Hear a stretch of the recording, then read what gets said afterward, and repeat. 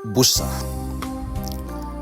butiran Sabda Allah harian, Sabtu 9 November 2024, Pesta Pemberkatan Gereja Basilika Lateran. Bacaan Kitab Suci. Bacaan pertama diambil dari Nubuat Yehezkiel, bab 47 ayat 1-2. Dilanjutkan ayat 8-9 dan ayat 12. Bacaan kedua diambil dari surat pertama Rasul Paulus kepada jemaat di Korintus, bab 3 ayat 9b sampai 11. Dilanjutkan ayat 16-17. Bacaan Injil Yohanes bab 2 ayat 13-22. Menjadi bait Allah yang hidup.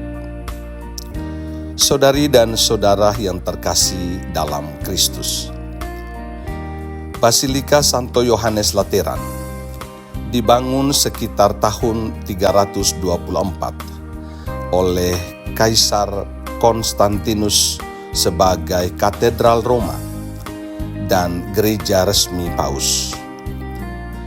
Basilika Lateran juga sebagai bunda semua gereja yang mempersatukan seluruh gereja dengan Kristus sebagai kepala dan Paus sebagai pemimpin kita di bumi. Hari ini kita merayakan pemberkatan tidak hanya sebuah bangunan, tetapi gereja sebagai tubuh orang beriman yang tersebar di seluruh dunia, bersatu dalam Kristus. Nabi Yehezkiel menggambarkan air yang mengalir dari bait suci, memberi kehidupan kemanapun ia mengalir. Air ini melambangkan kasih dan rahmat Allah yang menghidupkan, menjangkau, dan memperbaharui segala yang disentuhnya. Gereja adalah sumber kehidupan rohani, di mana kasih Allah mengalir dan menghidupi semua orang. Rasul Paulus mengingatkan bahwa kita sendiri adalah bait Allah yang hidup. Roh Kudus berdiam dalam diri kita, memanggil kita untuk hidup kudus, menjadikan diri kita tempat kediaman Tuhan.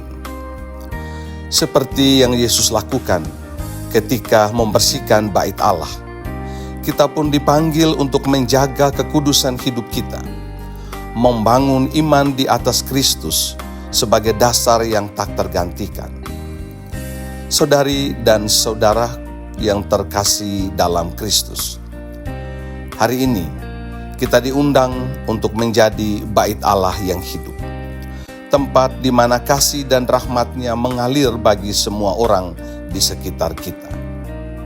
Marilah kita menjadi saluran rahmat-Nya, menghadirkan kasih Allah dalam setiap perkataan dan tindakan kita, sebagai tanda nyata gereja yang hidup di tengah dunia, yang selalu peduli dan berbela rasa.